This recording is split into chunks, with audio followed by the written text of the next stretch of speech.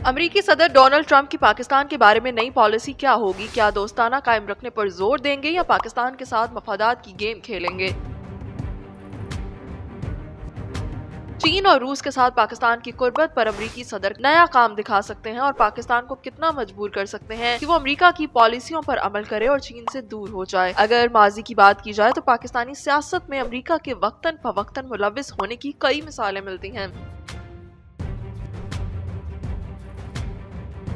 BBC ने अपनी report में कहा है कि पाकिस्तान के मौजूदा सियासी मंजरनामे के पेश नजर एक सवाल ये भी सामने आ रहा है कि क्या साबिक वजीर आजम इमरान खान की कैद और सजा में कमी या रिहाई के लिए सदर ट्रंप कोई किरदार अदा कर सकेंगे, क्योंकि पीटीआई की जानिब से बारहा इस उम्मीद का इजहार किया जाता रहा है कि सदर ट्रंप इमरान खान की रिहाई के लिए यकीनी तौर पर पाकिस्तान पर दबाव डालेंगे।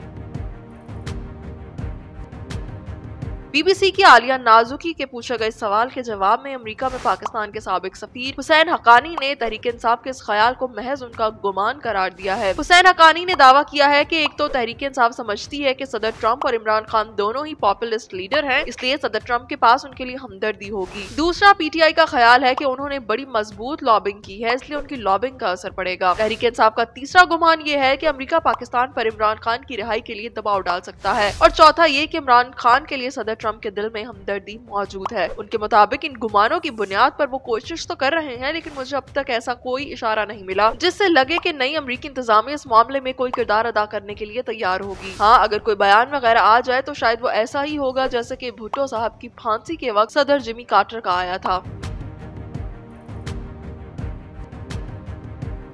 इस बात की वजाहत में उन्होंने मिसाल देते हुए कहा कि बाज गुमान तारीख में गलत साबित हुए हैं। जुल्फिकार अली भुट्टो को फांसी देने के वक्त अमेरिका उस अमल की मुखालफत करने वाले ममालिक में था, लेकिन जनरल जिया के फैसले में तब्दीली नजर नहीं आई। इसके बाद नवाज शरीफ जब कैद में थे तो इस मौके पर सदर बिल क्लिंटन ने जनरल मुशर्रफ को नवाज शरीफ की रिहाई का कहा तो उनको रिहाई न मिली। अलबत्ता सऊदी अरब की मुदाखलत और यकीन दहानी पर नवाज शरीफ को सऊदी अरब भेजने का फैसला हुआ। लेकिन अगर ट्रंप वाकई पाकिस्तान पर कोई प्रेशर डालना चाहे तो वो दरहकीकत क्या कर सकते हैं?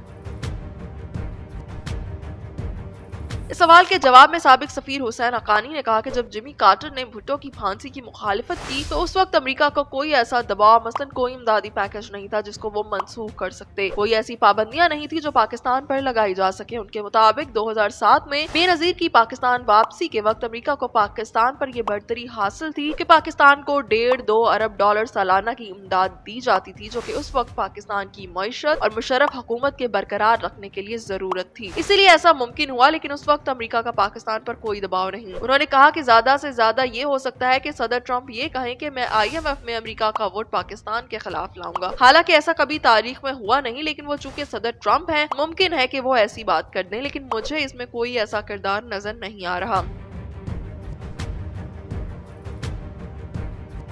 अफगानिस्तान से फौज के इनखला के बाद अमेरिका की अफगानिस्तान और पाकिस्तान में दिलचस्पी कम जरूर हुई है, लेकिन इन खत्ते में ऐसे बहुत से ममालिक हैं जिन्हें नई अमेरिकी इंतजामिया हरगिज फरामोश नहीं कर सकती। पाकिस्तान के पड़ोस में मौजूद इंडिया और इस खत्ते में अमेरिका का करीब तरीन इत्तेहादी है, और पाकिस्तान के दूसरे बड़े पड़ोसी मुल्क चीन को नई अमेरिकी इंतजामिया में शामिल कई शख्सियात एक हलीफ तस्वर करती हैं। मलिहा लोधी कहती हैं कि पाकिस्तान और अमेरिका के दरमियान ताल्लुकात महदूद होने का एक सबब वाशिंगटन और इंडिया के दरमियान बढ़ते हुए स्ट्रैटेजिक और इक्तिसादी ताल्लुकात भी हैं।